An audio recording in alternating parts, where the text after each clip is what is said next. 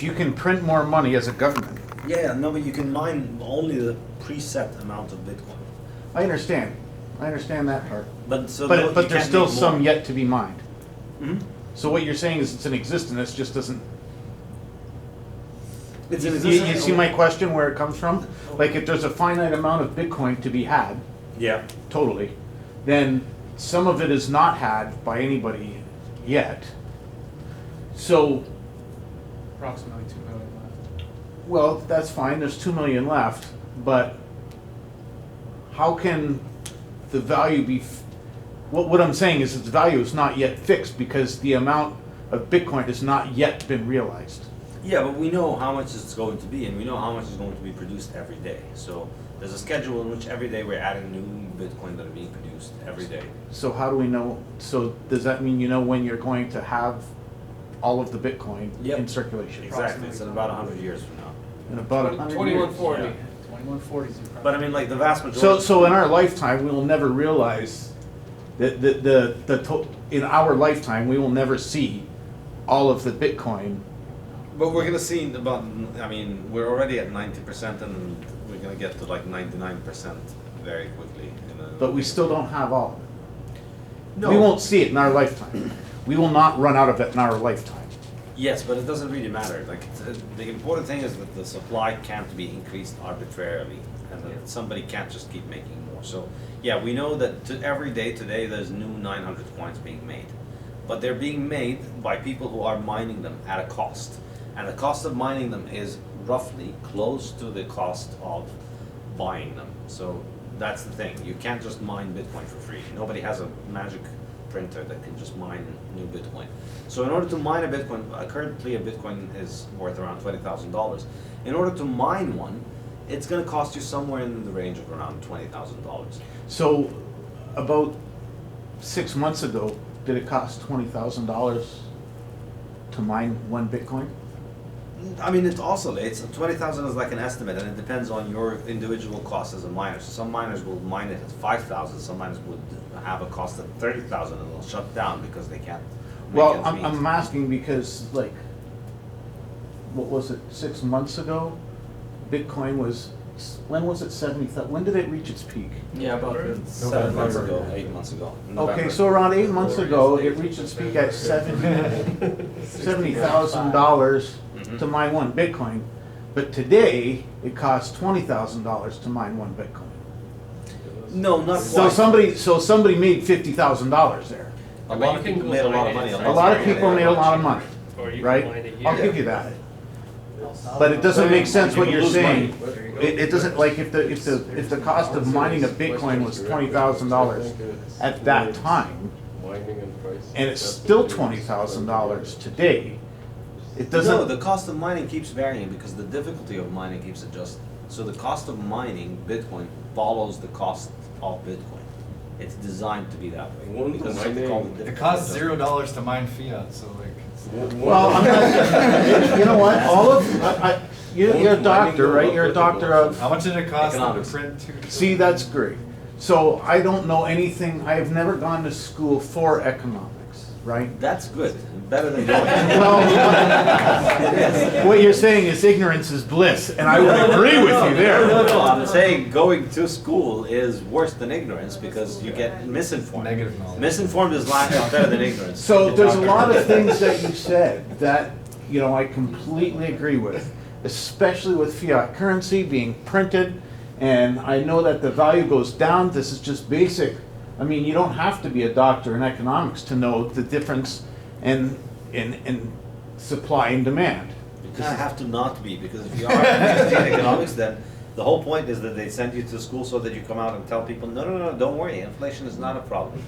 Well, inflation is a problem for some, but for others it is not. Of course. For others, they are making money, It's the right? Like solution. if there's going to be, let's say there's World War III starting, you know, there are certain companies that are going to make a lot of money. Lockheed, Boeing, any of the weapons makers, obviously. Exactly. But, you know, just because that there's some inflation, it doesn't mean necessarily that you are going to be broke or I'm going to be broke, just depending on Most people. what your savings Yeah, is majority. and what it isn't, right? You might be an outlier, but majority will be. Well, I'm just saying, there are going to be outliers, but, and, Cascading effects Yes, across but all of society. The thing Yeah, is, wages what go down. what happened with the government and the low interest rate, that got affected with the companies which were close by. It didn't even hit Main Street yet. I don't- Yeah. So all the money printing and stuff, that happened at the top still. Well, I It's understand the money cascading to the printing. bottom. We're still seeing glimpse of the inflation, just a little bit. I understand the money printing and the devaluing of the currency, all of that. All of that is 100% true. I'm not denying any It's of just that. starting, that's what I'm saying. It's What's just, that? it's just starting. This whole. Well, okay, it's just starting. Some surmise that it's going to accelerate. I could see that happening, especially with the government we have here in Canada. It's The gonna be people in global. charge of that It's have a no global idea event. what money is or where it comes It's from. a global event. We're better, or Canada's kind of better because we have a money printer. I thought the Thumbs up. budget's gonna balance. But other countries. They don't even print the money. They don't even print the money, do they? If you file for a mortgage and they decide to give it to you, it's not like they have a pile of cash that they print and give Well, it. they- It it's just just a button. electronically goes. Yeah, it's a Enter. button. There it is. New It's gonna money. be easier soon, but with the Fed now and everything coming up, it's But gonna be much easier. I understand that, but, you know. So what is your problem with Bitcoin? Well, what my problem is, I'll tell you what it is. It's based solely on speculation. It is an idea. Everything It is is an that's idea. all- Everything is a speculation. No, of that's life. not No, it's necessarily true. true. It's an true. idea, It's true. and All Canadian it needs real estate adoption. is a speculation. You All what? speculate all Canadian real estate. The fact that there's any value to anything, Toronto real estate is speculation. Actual All of value Toronto is is land. speculation. All of- Everything's well, speculation. You're speculating on the idea that other people are going to value something, and that's what everything is. All economic valuation is in the mind. We give value Yeah, to it's things. superficial. Well, it might be in the mind, but it certainly is within, if it's Bitcoin or fiat, right? I'm not gonna deny any of the claims made here about fiat currency. But what I am gonna say is that the speculation, going back to where we're talking about, speculation it can be good or it could be grotesquely off. It could be a vast overestimation. We saw that with a property, Yeah, but we see this the with reason- numerous bubbles. The The reason dot-com these bubble. bubbles happen, the cause of all of these bubbles, and this is something I discussed in the Bitcoin standard, the reason that you get all of these bubbles and these inflations and these business cycles is because of the easy money. It's because of the Because of the manipulation. speculation. No, because of the manipulation of the money. So the reason you get a big Causes bubble fake in demand. real estate or in stocks or in all of those things is because the money itself is broken. In a normal functioning monetary system in which the money is hard, everybody saves What do their you mean wealth by money is hard? like gold. Nobody can print gold. So what happens in that world? Everybody puts their savings in gold. And then if you save the money in gold, it holds on to its value. Now imagine a world in which your gold is broken by the government so that every year you get 10% more gold. So They the tried gold's- that. Which is what they do with the current money. So every year your money loses is inflated around 10%, so you lose around 10% of its value. So now you can't save in gold. So what do? How do you save? Well, now everybody, instead of putting their money in money, instead of saving in money, they're going to go and buy houses or they're going to buy stocks. They're gonna buy what? A house or a stock. Okay. Stocks in companies, or they're going to buy bonds. Mhm. So what does that do? Everyone now is taking all of their savings, instead of putting it in a saving account, they're buying houses with it. What does that do to the price of houses? Raises the price of houses. Well, they go and they buy stocks, raises the price of stocks. So now instead of everybody putting their savings in money, the savings are jumping around between stocks and housing and bonds and all these other markets, up and down, up and down, up and down. And that's what's causing all of that crazy speculation. That's why that stuff didn't happen under the gold standard. Okay, so stocks are something different because stocks, when you buy a stock, you're buying an investment into a company with an expectation of a return, Speculation. right? The speculation is fiat, how much fiat supply. Stop. If there's stop. a fixed supply, you have it. Not fiat, okay? Not yet, not yet, we're getting there. Okay, we're gonna, Let's go, let's go. finish up the question and we're gonna let others Yeah, answer. and then read the book. So- The book will so- answer all the questions. No, I'm lost again. You invest in a stock because a stock is from a company. They're issuing these stocks because they want some investment so that they can make money on your investment and share it with you. That's the pretense of it. So, when they take that money, there's going to be some assets that they need to purchase, whether it's machinery, whether it's property, perhaps it's labor, and in the end, there's something there to be sold so that they can divide it and pay you a dividend, right? In Bitcoin, that's not so. In Bitcoin, you're just speculating only that the value is going to go up, and the only reason that the value goes up is because somebody else bought some along with Well, it. that's true for everything else. Yes, there's No, no, it's not revenue. necess- No. There's no revenue for A stock? for Bitcoin. There is revenue for a stock, but what does the revenue come from? It comes from people buying things. Just like people buy Bitcoin, they buy the Coca-Cola. Right, they're and buying buy a product. the They're buying a product or a exactly. service. Well, the Bitcoin itself is the product, just like gold. The gold itself is the product. The money itself is the product. Why do you buy money? You hold money because you have to have money for the future so that you can spend it. So everybody needs to hold money. There's $200 trillion of money out there in the world. It's by far the biggest market of anything. It's a good on its own. It's a market good. And it's a market good that's monopolized by a cartel of governments and central banks that produce the only monies out there. And so you have to pick your poison from this cartel of essentially criminal organizations that produce crappy inflationary money. And you have to basically try and figure out which one is the least crappy and least inflationary. Well, But with it might not be Bitcoin, you least don't. crappy, it might be more beneficial, right? I mean, I It is a understand. product. No. Every They're all currency is a crappy. They're all product of its inflationary. country. That is- All right, but that is what I'm it sorry. is. There's other people that are gonna have It's to a speculation. ask questions. Yeah, go ahead. Really nice YouTube channel I watch, maybe Invest Answers. The guy's name is James. Are you aware of him? Invest Answers? Not sure. Anyways, great guy. And according to his calculations, he loves numbers. He always breaks things down. I really like how he breaks things down. He says around 300,000, there'll be around 300,000 people that will be whole coiners. You know, the way he said it. And that's not a lot of people, right? It's going to get more scarce. And what are your thoughts on that? Or how many whole coiners, is that something you've thought of? Like how many whole coiners do you think there'll be? I don't know. Because he also says, when he breaks it down, there's probably going to be only around 14 million Bitcoin when it's all said and done, from people losing it, this and that. Do those numbers seem to match up with your?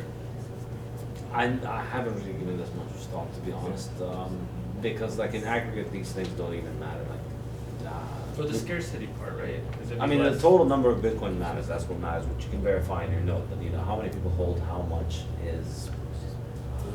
Because you could have multiple wallets, right? Yeah, exactly. It's not a meaningful. It's not a meaningful. When the more adoption there is, the more choice. There's currently 900,000 addresses with greater than 1 Bitcoin. 100,000. Almost a million.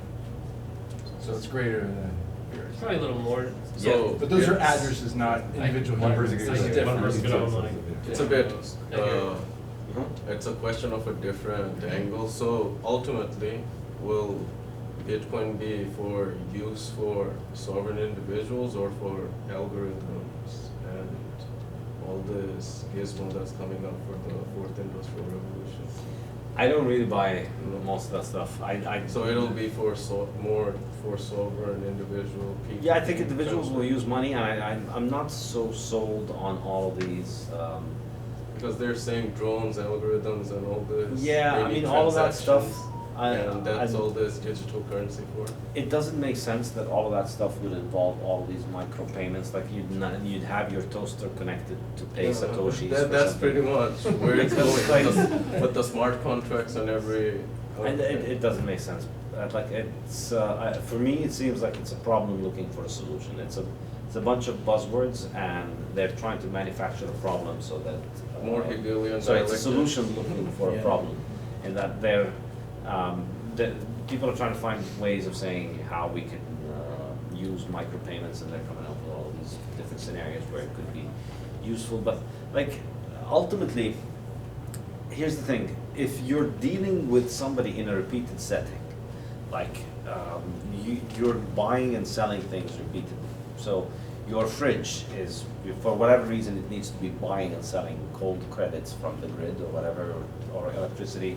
If you wanted to make it in that regard, whether it's your fridge or your toaster or your car or your drone, if you wanted to be, if it's going to be monetized in a certain way, that when your drone flies into this area, it has to pay some amount of money, or when it flies to that area, it gets paid, or something like that, then Tariffs, different. everything area that you're tariffs. doing, everything that you're doing, you know, whether it's the fridge or the drone, it exists within a contractual relationship between the parties that are involved, whether it's, you know, the person who owns the drone, or the person who makes the drone, or the person being served. So let's say that they come up with some kind of scenario where you have your own drone, but then you rent it out for Amazon to go and do deliveries, and then you get paid for a certain amount. Okay, fine, you know, yeah, per second of delivery, you get paid a certain amount of Satoshis, let's say. Fine, but like, you don't need any payment infrastructure for that, because you're conducting a business relationship with Amazon, and all they need to do is just keep track of what they're paying you, and then they can pay you whenever you want. So you don't need to add any kind of payment infrastructure to the drone Okay. for the drone to be sending the Satoshis at the same exact time and receiving the Satoshis. At the end of the day, Pay per it's use type scenario. yeah, at the end of the day, it's you and Amazon and the customer, or whatever it is, you know, that are performing this task. And so at the end of the day, you know, he pays Amazon and Amazon pays you for that delivery. Then they're gonna be paying Amazon for a lot of things, you're gonna be getting paid from Amazon for a lot of things. And so you have a tab with Amazon. That's it, that's all you need. With all of these situations, you're dealing with somebody that you're running a tab with. You know, you have their machine, they have your machine. You don't need to be settling actual final payments every second. You know, that's where I think this falls apart, because these are extremely contrived scenarios where this node, this drone flying in the sky, needs to be given the Satoshis in order to keep flying. It doesn't. You don't need to feed it Satoshis to fly. It needs its fuel. Exactly. Just one more quick question. Is Bitcoin money, digital property, or stored value, or something else, or all three? What's your thoughts on all that? I saw this on Twitter a couple days ago, and I think it's true. Bitcoin is a metaphor. That's it. Bitcoin is all of those things. Bitcoin is money, digital money, energy, digital. I mean, of course, all of these things are true in a certain sense. Right. There's a element of truth to them, but I think it's it can be counterproductive in a sense to get stuck in these a little bit too much, because it limits you to seeing it through that perspective. So yeah, Bitcoin is digital gold, because that's a very useful metaphor towards understanding what Bitcoin does, because it functions like gold, but it is digital. But it's not just digital gold.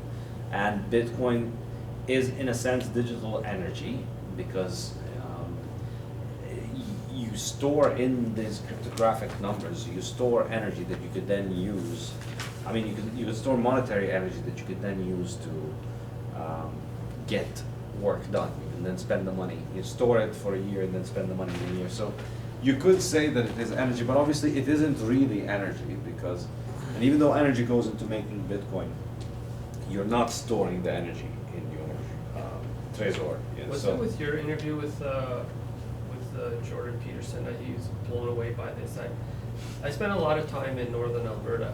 There it's cold, all that stuff, and electricity's a little cheaper. So let's just use an extreme. Let's say you're in Siberia and electricity's like free. Like, you can essentially bring value by mining Bitcoin in those areas, and then you could send monetary value back to wherever you want in the world, essentially, from there, by mining it there at that price, and then sending the Bitcoin to wherever. You know what I'm saying? It's like, or else, what else were you gonna do with that there? But now you Yeah. can generate value and goods anywhere around the world by mining it there. I think that's pretty awesome. yeah, no, I agree. Obviously. That's awesome. Yeah. You mentioned that you think the biggest threat to Bitcoin is governments going back on a gold standard. Do you still hold that position? Yeah, I still think so. I still think it's the thing that would threaten Bitcoin the most, because it's what takes away Bitcoin's the driver for Bitcoin is demand. You know, the reason people need Bitcoin is because they want to escape inflation and they want to escape censorship. And if we go back to a gold-based monetary system, we have a free market in gold. If we get an even more free gold standard than the gold standard that was done by governments in the 19th century, then I think that's a huge, huge, huge amount of wind in Bitcoin's sails that is just going to be switched off. Wouldn't you have to have actual reserves? Because most countries don't really, like there's a few countries like China and Russia that are Yeah. stacking gold, but Canada has zero. So- Yeah, well, they also have zero Bitcoin, so at least they're consistent. But yeah, I mean, it would suck obviously if you don't happen to have any gold, and the Wouldn't that be like just like a bankrupt system though? Like how could they call it a gold system if they don't even have any gold to back it up? Because the point of the gold system was that you could trade your fiat in for gold on demand, right? exactly. They're gonna come and take your gold, like in 72, Yeah. 71, they're like, no, no more gold, you can't buy gold. You Yeah, can't-" they'd probably confiscate their citizens' gold, and they'd probably have to buy a lot of gold on the market if they do something But that like wouldn't this. really add up to very much. I mean, most citizens don't hold gold. Yeah, exactly. It would be bad for a country like Canada, but it would have been good for countries that have it. Can they buy paper assets? If they did that, then the price of gold would immediately skyrocket. Exactly. But isn't that just fools Bitcoin? Like gold, like a CBDC with gold somewhere in a We'll vault. talk to a Chinese and you're person or across, an like, Indian Yeah. like, oh, China says, oh, we've got this Basically- much tons. How are you going to verify the That's, gold? Like it's a non. that's why I fucking think, you know, It the gets people's more we attention. go toward a good gold standard where you can actually redeem your money, and the more, you know, the better the gold standard is, the less demand for Bitcoin. Whereas if it was something like, yeah, well, it's gold backed, but it's actually CBDCs and you can't redeem your CBDCs for any kind of gold anywhere, then we're just. And are the Keynesians really going to lead that charge to? Exactly. Oh, we're going That's to have why. disciplined money. This time you can trust us. Exactly. Exactly. That's why everything, man. So that's why it's extremely unlikely, but I still think it's the most conceivable threat, because as long as governments continue to crack down on their citizens, and they continue to do inflation, and they continue to censor, and they continue to destroy their currencies, that's just going to mean endless demand for Bitcoin. So the only way to stop that demand is to try and stop doing those things, but you know, good luck getting governments to do that. Alan. So, touching on that, when I first went through the Bitcoin standard, I remember thinking, oh my gosh, I gotta go get gold. This is so much about gold, right? But And then I then got to you the finished end and I was like, oh, okay. But talking about gold now, I'm curious your thoughts about if the world, if we see hyper-Bitcoinization and Bitcoin becomes the reserve money of the world, what happens with gold? Like, is there a future for gold, and if so, what is it? It's a difficult question. I don't know. I think it's, you know, one way to think of it is that it'll be silver to gold to Bitcoin, and gold will be the new silver. Or it could just become industrialized. I think it's just demonetized. Like it's no longer used as money. It's just an industrial metal. Nobody uses it. I think it's not.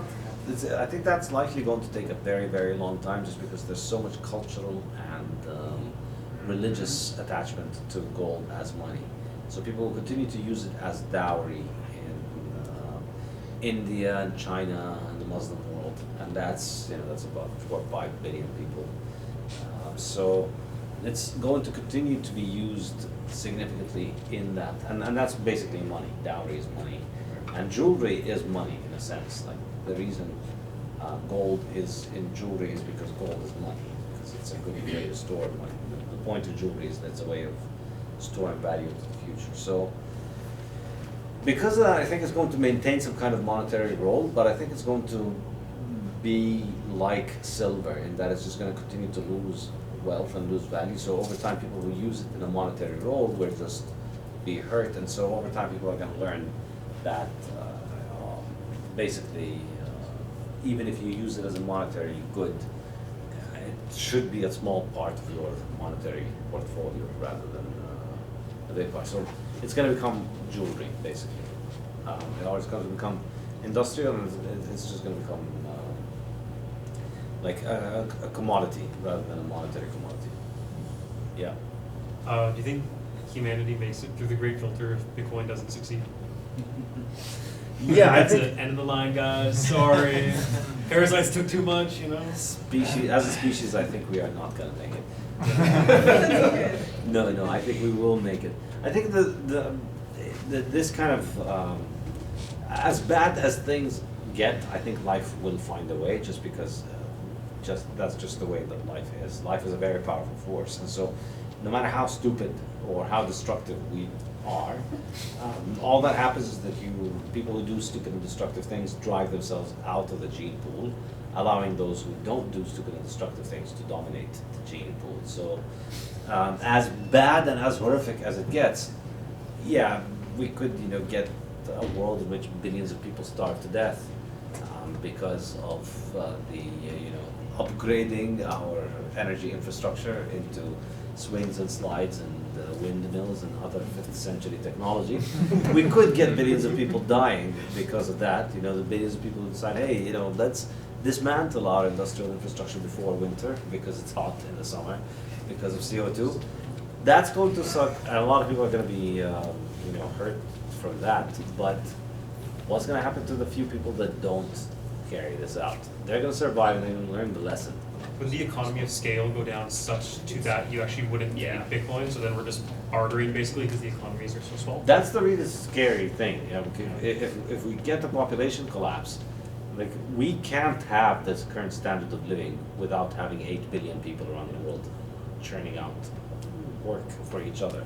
And so if we reduce the world's population to 1 billion, we go back to being a lot poorer than what we are right now. And Bitcoin wouldn't succeed potentially. no, but we still need money. We still need money, even if we were.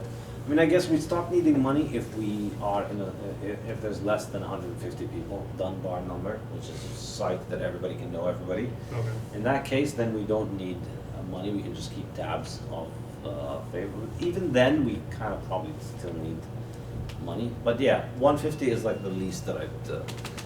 As long as we're over 150, Bitcoin will succeed. There's demand for I don't Bitcoin. know. So, if human population threatens to go near 150, short Bitcoin. Until then, as long as there's more than 150 humans alive, Bitcoin is in a bull market. Is there a country that is more accepted to Bitcoin? Is there a country that's more accepted to Bitcoin, where everybody says, yeah, Bitcoin's cool? El Salvador. Nigeria is like the highest. Yeah, Nigeria is the big most. Yeah, Nigeria seems to be a big one. The one nice thing about it is the places that have been hurt the most by inflation are going to be the ones that will get into Bitcoin quicker, which is nice. Poetic Hopefully justice. Canada follows. Yeah. Only a little phase. They will give every excuse. Working on my way. Yeah. In your study of the gold standard kind of had a natural 2% inflation, which you could argue is kind of why fiat sort of targeted for 2% and a small increase in supply. Why do you think Satoshi went with a 0 terminal inflation rate eventually, as opposed to just having 2% that might replace lost coins, or is it just do you see that as I know the Keynesians deflation's like the biggest horrible word, but what was your thought on why 0 terminal inflation? I think for Satoshi, it seems his thought process was that he was mimicking gold, and in his mind there's a fixed amount of gold on Earth, and one day we're going to run out of it, and so gold's supply growth rate tends to 0 as well. I think this is how he thought of it, but I actually disagree with that. I don't think in any practical sense that there is a limited supply of gold. Of course it is limited, but there is a fixed supply of gold in the crust of the earth, but it is unlimited in any practical sense, in that even if all humans in the world spend all the rest of their lives digging for gold forever, we still won't scratch the surface, literally won't scratch the surface. I mean, there's a lot of environmental hysteria that makes people think we as humans are far larger than we are, but we are actually tiny. Like if you actually throw all humans into the oceans would rise by a millionth of a centimeter. We are nothing. We're just so tiny. We're a tiny, tiny, tiny little zit on Earth's ass. We're completely imperceptible. Earth doesn't even know we exist for all practical purposes. So it doesn't matter how much we get better at digging for gold, we always find more gold. So, 1,000 years ago, gold was extremely rare and people were digging for it, and I presume, people in a place like Rome, for instance, where they lived for thousands of years, they'd imagined, well, there's not any more gold left because we've dug all over and everybody's dug for it, and there isn't much gold left. But here we are 1,000 years later, and we still find more gold every year. Not only do we add more gold to the supply, but every year we find more gold than the year before, roughly. And not every year, but overall, production goes up over time. So we keep finding more, and we keep finding larger quantities. So as we dig more gold out, we just find larger and larger quantities. So with gold, the supply is just going to continue to increase at a very small rate, I think indefinitely. So if he had wanted to actually accurately copy gold, he would have done it so that it would have had a terminal supply growth rate rather than a fixed supply growth rate. But I think what he did is even better, because gold is not the perfect money. Bitcoin is the perfect money. Like if I wanted to make the best money, I wouldn't do it so that it would have a 2% terminal inflation rate, because that's still, you're losing half of the, you're doubling the supply roughly every 35 years. So your share of the money supply drops by half every 35 years, which is, much better than everything else we'd had before Bitcoin. But ideally, no, you wouldn't want it to drop by half every 35 years. You want it to just stay as it is. So the ideal money would just have the supply fixed, and that's what Satoshi ended up doing. So I think my understanding, I don't think Satoshi was an economist. I don't think he'd ever read any Austrian economists. I don't think he came at this from the perspective of, I read Austrian economists and I've figured out that the Keynesians are idiots and this is why we want to do it. I think he came at it as a smart engineer. And as a smart engineer, he arrived at the same conclusion that Austrians arrived at, because Austrians are not brain damaged by needing to arrive at Keynesian propaganda and central bank conclusions, right? The Keynesian worldview is necessarily brain damaged nonsense, because it has to arrive at the nonsensical conclusion that printing money is good. And so it starts with that conclusion, and then it finds its way toward the stupid that it needs in order to arrive at it. Whereas if you're an engineer who actually builds things, you think, why would I want the money supply to be increasing? Why would I need to keep making more tokens? We've got 2.1 quadrillion Satoshis. That's enough for everybody. Everybody can get their Satoshis, and everybody can pay for everything that they want in that denomination.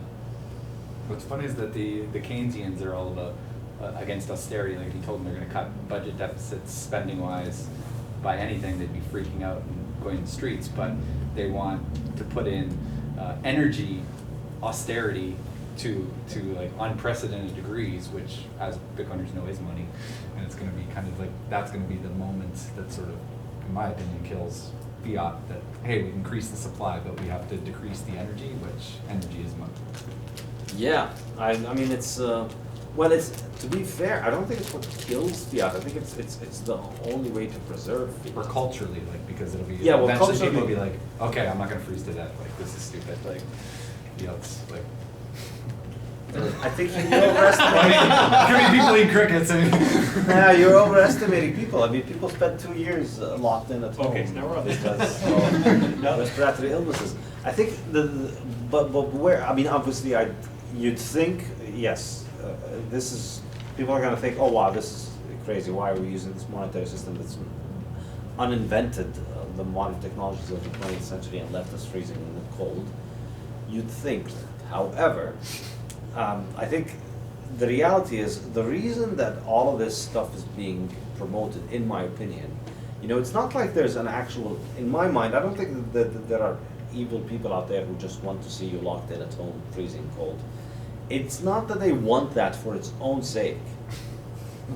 They need to do that, I mean, to try to justify it. They need to do that. You can kind of understand it from their perspective because they have a giant fiat grift to run, and to make that thing run, they can't have the currency collapse. So if they just keep printing money to enrich themselves, and also keep printing money to allow you to keep up with them and not become poor, what's going to happen? We're going to get a lot of money in consumer goods. You know, if people like you get a lot more money, and normal people get a lot more money, what happens is they go to buy groceries, they go to buy consumer goods, they go to buy cars, all of those things become really expensive. And then the inflation really kicks in, and then the advantage that the real beneficiaries get out of this is essentially wiped out. So the only way that they can get to print money and take the new money and not have hyperinflation and not destroy the currency is for you to stay home and save the planet and, you know, eat bugs, Eat crickets. eat the crickets, stay cold. You know, cold is good for you. Shouldn't surviving winter is an overrated luxury. Most people don't really need to survive winter every winter. I mean, don't survive one winter, then you don't have to worry about surviving any of the rest of them. So, this is one thing that the modern consumer needs to integrate into their options. Not surviving winter is a great way to fight inflation. And Use a washcloth? yeah, but in Germany, They haven't had to do that. don't They haven't shower, use a sacrificed washcloth. They can buy They more haven't efficient sacrificed kettle, one, too. yeah, like they had Netflix running, like if you turned off Netflix and Having McDonald's. children Yeah. is very Week, selfish too. don't Basically, everything that is noticed, like nobody's telling you, you know, you need to stop consuming Netflix to save Earth. Yeah. Everything that is low energy in its requirement is fine, is okay. If it's something, you know, you stay home and you just watch TV, that's very little energy. Your iPad consumes or your TV consumes very little energy, and it gets you to not move and not consume a lot of things. And brainwashes you. And brainwashes you, of course, that's a major added bonus to it. But like, the key point is that it's it's not becoming possible for the non-beneficiaries of the money printing to afford the basics that people have got to accustomed to affording over the last 50, 60, 100 years in most modern societies. Like basically, there's never been a time in which housing has been less affordable. There's never been a time in which, I'd say maybe in the last 30, 40, 50 years, there's never been a time in which heating has been less affordable than what it is right now. And there's obviously all kinds of stories to hide this. It's because of climate change, it's because of Russia, it's because of viruses, it's because of this, it's because of that. But the reality is it's because of inflation. Inflation is the reason that you can't afford all of those things. And the way out of it is either they're going to have to stop printing money to keep the financial industry and the government swimming in money and spending money without any kind of sense of budget restraint or constraint, which, you know, they're not going to do, or you're going to have to eat the bugs and stay cold. So, you know, it's time for you to step up to the plate. Do your part. We're all in this together. Just don't expect you to do it all to eat the bugs too. Yeah, I mean, look, listen, you know, I mean, everybody has to do their part. Some people have to get rich, and other people need to eat bugs. Teamwork. Know your role. Is that why some people move to Mexico? Yeah, exactly. It's cheaper. Yeah. I don't want to ask too personal of a question, but how long ago did you get into Bitcoin, or what orange pilled you? I heard about Bitcoin pretty early, but I dismissed it for quite a while. Initially, you know, in the early days, there was very little resources about it, and I had the brain damage of having been through academia, so I had the supreme kind of stupidity that you only learn after having spent a lot of time in academia, where you confidently know why something won't work without having to look at it. It's a very powerful talent, where oh no, I know that car can't work, so I'm not even going to look at how it works, because obviously, how would something with four wheels move around and so on? It doesn't even have a horse, and so that kind of mentality. I spent quite a bit of time not paying attention to Bitcoin, but like my introduction to it was a little bit different from most people. Most people, they hear about Bitcoin as a technology. For me, I was already very interested in the topic of hard money and gold and all of these issues, and so within these circles online, I don't even remember when I first heard about Bitcoin, but within these circles, this would have been something that would have been mentioned early. So within people who were within circles of gold bugs and Austrian economics and all that stuff, if you were into Bitcoin, if you were into those things, you probably heard about Bitcoin early. But yeah, I think most people would have been skeptical at that point. And so for me, it wasn't skeptical in the kind of, oh, what a stupid idea. It was, oh, wow, that would be really nice, but obviously it won't work, because, clearly it can't. Because, in order for me to understand why it would work, it would require me to spend a lot of time to figure out how it works, and nobody has time for informed opinions. Life is too short. So, unfortunately, yeah, most expensive mistake of my life. Everybody in this room? Yeah, pretty much, yeah. Everybody's mistake. Everybody was late to Bitcoin. Even Satoshi, he should have invented it earlier. If he did it in 2008, could have done it in 2005. The He'd be recession- 3 years ahead now. The recession probably had an influence on him. I don't think so. I mean, he clearly started working on this earlier. It's not the sort of thing of, think oh it's just a wow, Lehman coincidence? Brothers collapsed, let me build replacement. Just timed it. Yeah. Just the timing, maybe it was more of a coincidence than anything. I think he'd been working on it for a while. Yeah. It's not something that could have been completed in a few months. No chance. I have a Yep. question. What development around Bitcoin excites you the most right now? And I'm not necessarily referring to like technological things, just in general, it can be anything. What excites me most about Bitcoin is ending the bond market. The bond market. I think Bitcoin is going to end bonds as an invention, and I look forward to a future where we have to explain to our children awkwardly what on earth is the bond market. Nobody will have a good answer for it. So wait, you just bought a piece of paper and then they paid you for it, and then you traded the why? Why would you do all of those very complicated things? I'm quite optimistic that once you kill fiat money, there is no need for bonds, because like the demand for bonds is, why do people buy bonds in their portfolio?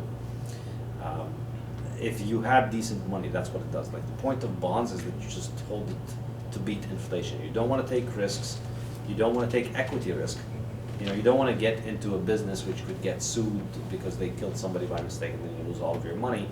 So you lend it to a government which can kill millions of people and shut down its economy and lock them up at home. You take the easy way out, take the safe way, just lend to sociopaths who lock people up at home and murder foreigners, like normal people. Because that doesn't have equity risk. And the whole idea of getting into bonds is that you don't take default risk and don't take equity risk, and then you make a guaranteed return that beats inflation.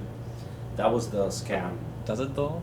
It doesn't, of course. It never. Well, it did probably earlier on, but it beat inflation because it's a Ponzi, and now we're at the point where we have far too many people signing up for the Ponzi than we can keep it up going. So that's why now it can't keep up with inflation, and so therefore, why are you holding it? You're taking on default risk in order to lose real value.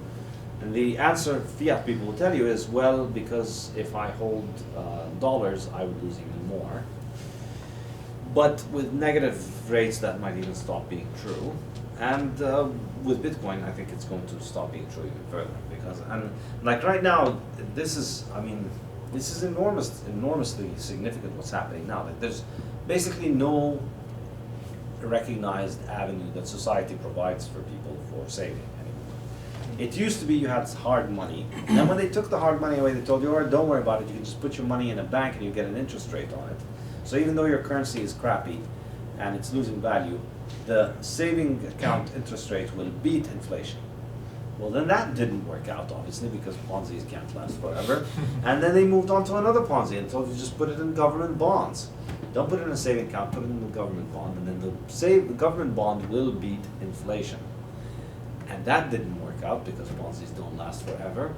And now we're at a point where you're on your own. Like, yeah, go speculate on, figure out whether Apple or Netflix is going to do another 10x, or go find the next Apple.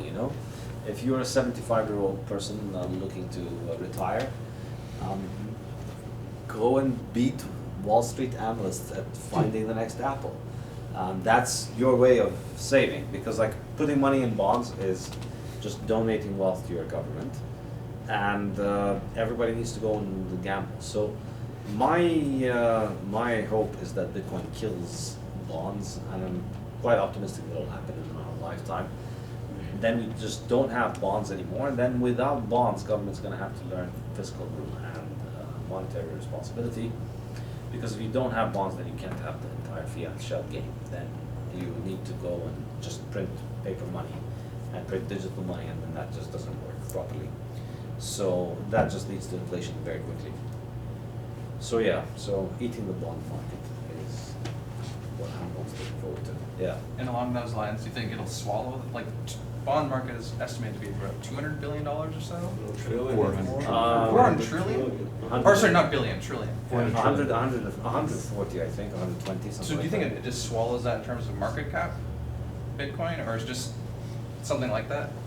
Yeah, I mean, obviously Bitcoin is going to keep growing. I think likely the bond market is going to keep growing in nominal value. Number go up, technology and fiat. Yeah, it's just, bonds are going to get bigger. Prepare yourselves.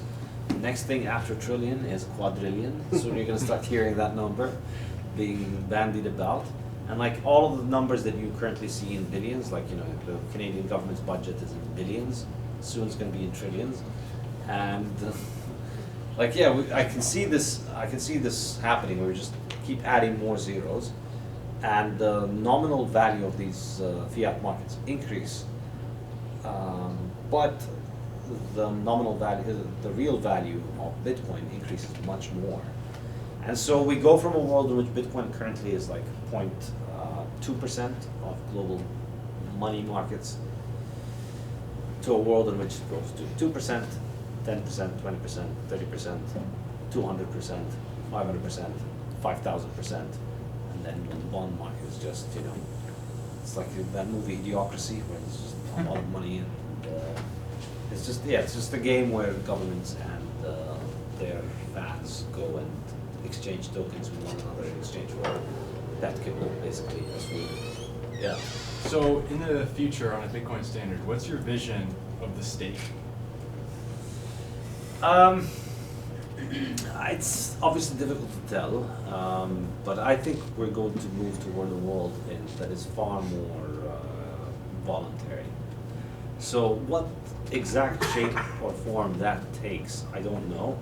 But I think we're just going to live in a world where more and more of our lives are governed voluntarily. So what we think of as government right now would be voluntary associations. All of the services that your government gives you can be provided without somebody having to put a gun to anybody's head. There's no need for any, I don't see any need for coercion to provide anything. Like you want garbage collected, you pay people, they collect the garbage. They figure out how to do it in a way that satisfies you, and then you get garbage collected. Same is true for police, for firefighters, for pretty much anything. I think. Whoever asked that question, you should read the book, The Market for Liberty. Highly recommend. Who wrote that? Tannehill, let me get the name. Like I'm on only chapter 13, so I didn't make it all the way to the end yet, but if you It's want. on anarchism, though, essentially? No, libertarian, like Libertarianism. voluntarism, libertarianism, and it actually talks about solutions as to what can be done by society to implement things to avoid state at all costs. And the book talks about eliminating state to zero. Yeah. Anarcho-capitalism. Or without government, who would ruin our lives? Like, Everyone was Who would destroy our lives to fund the pedophiles? Won't nobody think of the criminals and the pedophiles? What's the book called? The Market for Liberty. One kind of interesting idea is there's this little tiny principality in Europe called Liechtenstein, which is a country, independent country, but its population is about only 40,000 people. And they have a prince who's an extremely interesting person. He wrote a book called The State in the Third Millennium. And he says the vision of the state in the third millennium is going to be a much more free market institution. And his idea is that the way forward is for democracy to be a system of opt-in or opt-out into rule by something like a CEO prince. So rather than everybody gets together and we all fight about every single little item about how we run things, like, you know, let's go and fight about the budget of 40 million Canadians, we all get to decide about everything, about everybody's spending. Instead of doing that, you know, that's not how you get your laptop, right? You don't get into meetings with other Apple users to decide what you're going to do about the next Apple thing. You just buy it if you like it, and if you don't like it, you don't buy it. And then it's up for Apple to figure out how to make it so that you like it. So what Prince Hans Adam says is that's how government could become better. Instead of getting a vote in running it, you just pick the CEO, and then you allow him more authority to run and manage things, and then you have the freedom to opt out and secede. So the key thing is the freedom to secession, down to the level of the household. So local communities can choose to become part of bigger, can choose to become part of kingdoms or principalities, and or they can choose to secede or join others. So self-determination at a local scale and competitive government is, I think, a model that would fit well with the Bitcoin world, because you'd have a world in which these princes and these governments can't print money. So then what do? They would have to offer you governance as a service, enough to tempt you to willingly vote to give them part of your money. And so that completely changes the dynamic. You know, you've gone from, you know, the current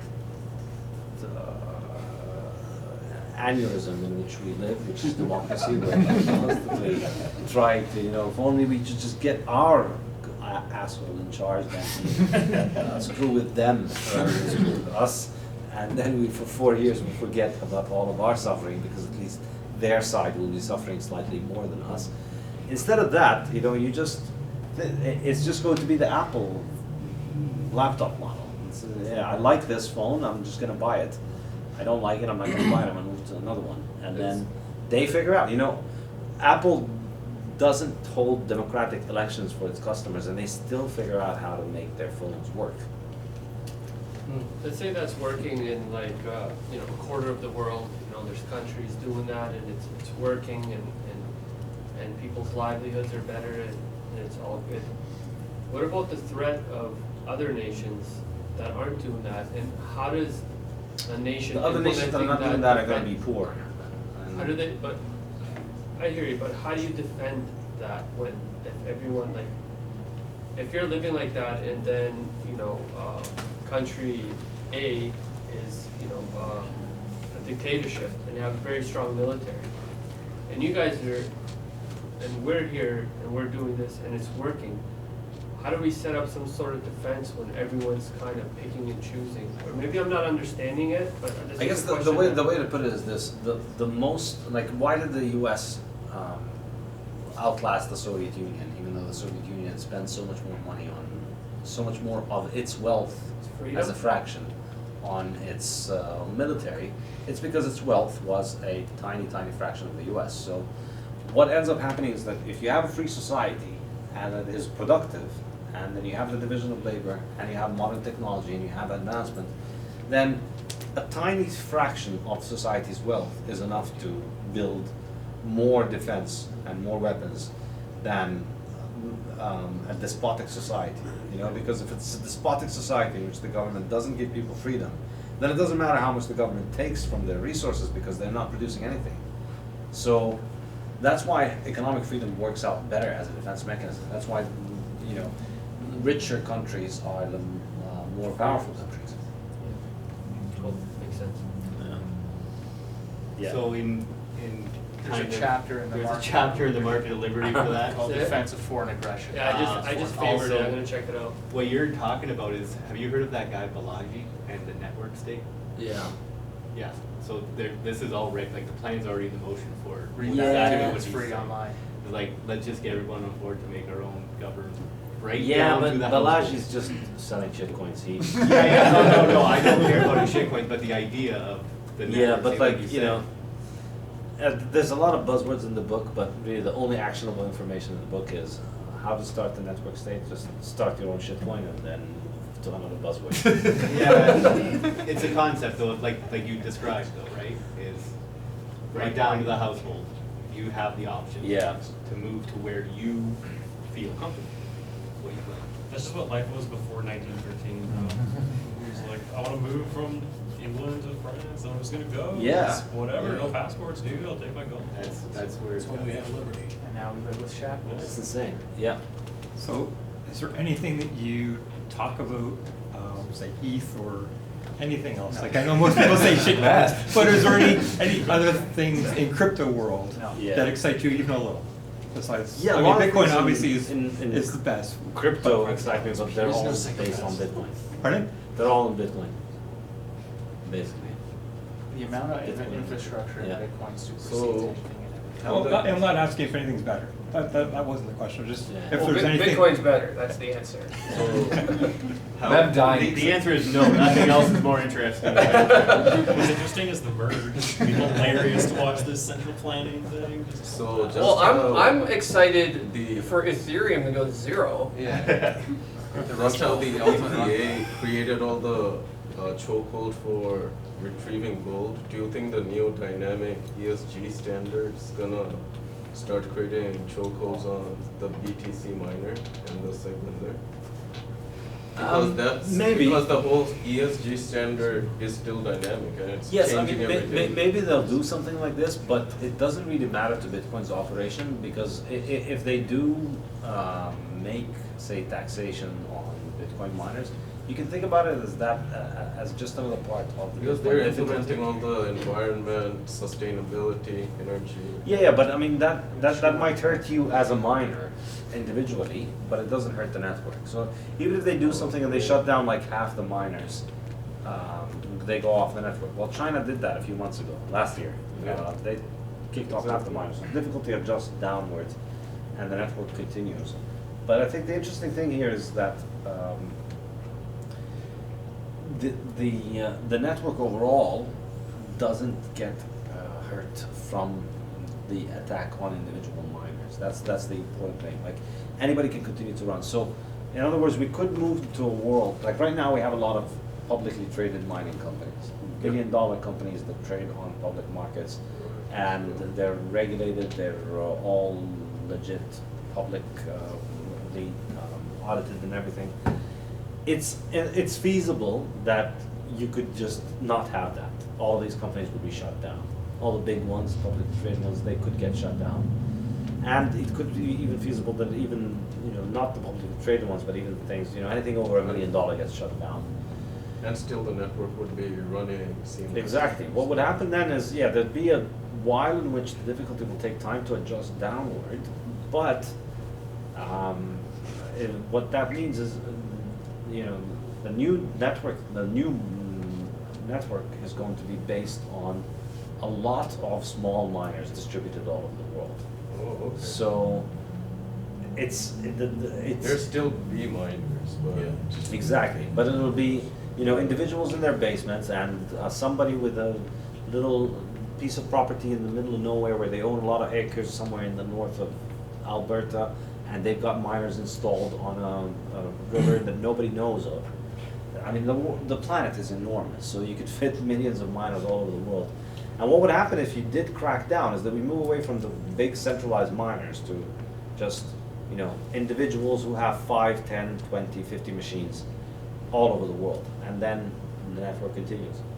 So it grows in the name and of shrinks. transport, can the government jump on that? I'm sorry? In that scenario, whoever is mining in the middle of nowhere, because right now, all these dynamic policy changes are creating this exact scenario. The miners Isn't that what are, happened in China? Sorry to interrupt, but isn't that what happened in China when they cracked down, is that they kept going but in more discrete locations? Yeah, but they then just changed the policy and just jumped They just on kept it. going anyway, yeah, but you can keep mining. That's the thing about it, is that you can always just keep mining because all you need is electricity and an internet connection. So anyone can do it. China's anyway. banned Bitcoin like 10 times. They've only Yeah. banned More now. Google and Facebook once. It's a good sign to buy. It's a good So sign. the UN can't do anything about Bitcoin then? No. No one can do anything. Why? Yeah, it's Decentralization. Yeah, exactly. Decentralization. Every They single can't, it's Cry somewhere, hard, it's everywhere. that's the only thing. Like what? The is, wow. The UN can cry harder. Okay, so we've been going for almost 2 hours. Love the exuberance, if that's the right word, in the crowd tonight. So let's auction off this book. Yes. Let's do that. So get your tickets. All right, here we go, folks.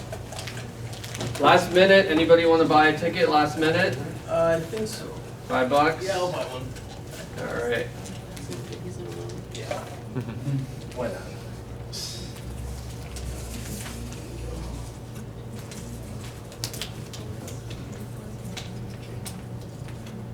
Good luck, my friend. Okay, here we go. 352. I'll let you do the honors. What was it? 352, sir. Yeah.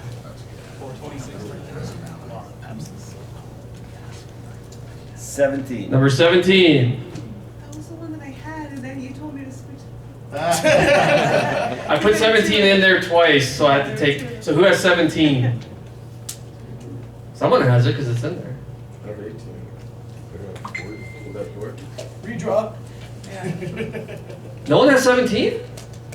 I'll just keep the book. Can I sign it for you? All right, how about number 6? Number 6. Right here. All right.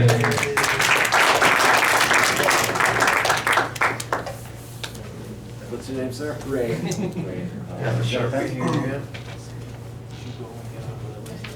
Okay, awesome. Today's the 3rd. Okay, everyone, so you still have a chance to win 1,000 sats if you can infect Justin Trudeau with COVID. For those of you who don't know what I'm talking about, there's a game over there where we have some COVID particles. If you can get 3 in his mouth, I'll give you 1,000 sats. 3 months. 1,000 what? Sats. As famous as, It's worth about 25 cents. So, yeah. or completely forgot it. All right. Mind if I take a picture? And yeah, stick around, and thanks for coming. Oh, also, I'm gonna have a piece of paper over on that table there if you want to be on our newsletter. Put your email on there and your name, and I'll add you to that. Thank you. Mostly thanks for writing the book. Thank you so much.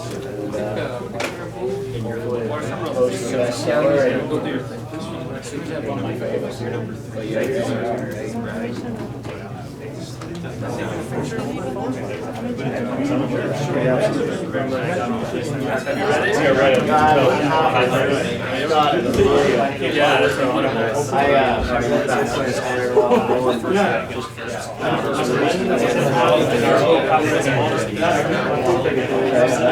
Right now, if I ask you, George Washington. I really like that one. It had me so actually, and I thought about it. keep that word. Did you like it? I didn't watch it. Oh, you did?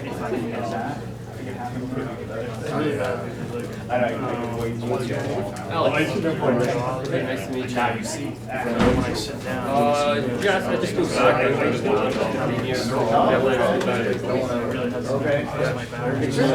Sure. Yeah, I was Alberta for Poland. Now? Alrighty. Now it's. Looking good. They keep on going up. You get a little closer, there, so you're scared of them. You're cold stars, are you? Thank you, sir. The first one I bought, I got from JA. And the second one I bought, where you from? Huge premium for it. It went up so much. I thought it was a good business. I sold it. Took the profits, waited for this one. As soon as I got the 12 inch profits. No, I'll sell what I buy. Like, if Joe recalled and say, hey, I'm right now myself. Started, like, I would never, and I got to the for me, it's like an insurance policy. Watch you as well. I did. You drop $40,000, you have to get money back. Like 100 years, kind of like, okay, well, it's just a life. $20. What I'm missing, that's 20 million. I already blew my But then I like keep Drive down 40 minutes, you said? Yeah.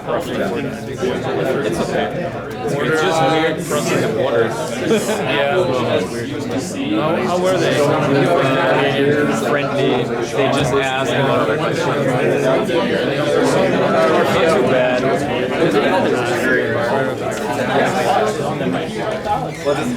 At the end of the day, No, they don't. I really don't. I really hope so.